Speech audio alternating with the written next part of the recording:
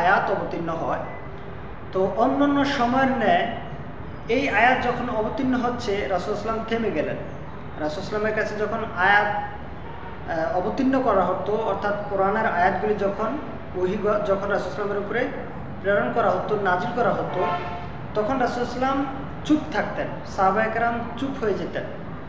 তো মৌমাছি যেরকম গুঞ্জন করে আসতো, ঠিক অনুরূপভাবে গুঞ্জন করে আসছে। সাহাবায়ে কেরাম বুঝতে পারলেন যে রাসূলুল্লাহ সাল্লামের উপরে আয়াত অবতীর্ণ হচ্ছে, তো সাহাবায়ে কেরাম থেমে গেলেন। রাসূলুল্লাহ সাল্লাল্লাহু আলাইহি ওয়াসাল্লামের উপরে প্রথম সূরা মুমিনুনের 10টি আয়াত অবতীর্ণ হলো। আল্লাহ রাসূল সাল্লাম তখন তিনি আল্লাহর দিকে ফিরে তিনি কী করলেন?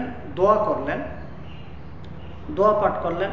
এরপরে যখন চলে গেল, জিবরাইল আমিন চলে গেলেন, রাসূলুল্লাহ সাল্লাল্লাহু আলাইহি ওয়াসাল্লাম এই 10টি আয়াত সাহাবায়ে কেরামদের সামনে পেশ করলেন এবং বললেন, যেই ব্যক্তির মধ্যে এই গুণাবলীগুলি থাকবে, অর্থাৎ এই 10টি আয়াতের মধ্যে 7টি গুণের বর্ণনা করা হয়েছে, 7টি বৈশিষ্ট্যের কথা এই 10টি আয়াতের মধ্যে আল্লাহ তাআলা তুলে ধরেছেন। তো রাসূলুল্লাহ সাল্লাল্লাহু আলাইহি ওয়াসাল্লাম বলছেন, যেই ব্যক্তি এই 7টি গুণ অর্জন করতে পারবে, এই 10টি আয়াতের উপরে আমল করতে পারবে, আল্লাহ তাআলা তাকে সোজা জান্নাত দিয়ে দেবেন। সুবহানাল্লাহ। তাহলে আয়েশা রাদিয়াল্লাহু তাআলা আনহাকে যখন জিজ্ঞেস করা হলো রাসূলুল্লাহ সাল্লাল্লাহু আলাইহি ওয়াসাল্লামের চরিত্র সম্পর্কে, তখন আয়েশা রাদিয়াল্লাহু তাআলা আনহা বলছেন, এই কোরআনুল কারীমের এই সূরা মুমিনুনের 10টি আয়াত তিনি তেলাওয়াত করলেন এবং বললেন যে এই হচ্ছে রাসূলুল্লাহ সাল্লাল্লাহু আলাইহি ওয়াসাল্লামের চরিত্র।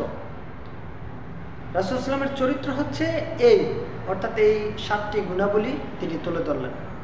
এই হচ্ছে কোরআনুল কারীমের সূরা মুমিনুনের আয়াত নাজিলের সামান্য একটু শানে নুজুল। আমরা এখন জানবো এই আয়াতে কি এমন গুণাবলী রয়েছে যেগুলি আমাদের সকলের জন্য প্রয়োজন। আসুন আমরা কোরআনুল কারীম থেকে একটু জেনে নিই। আল্লাহ তাআলা কোরআনুল কারীমে বলছেন, আউযু বিল্লাহি মিনাশ শাইতানির রাজিম, বিসমিল্লাহির রহমানির রহিম, কদ আফলাহাল মুমিনুন, সফল হয়েছে মুমিনগণ।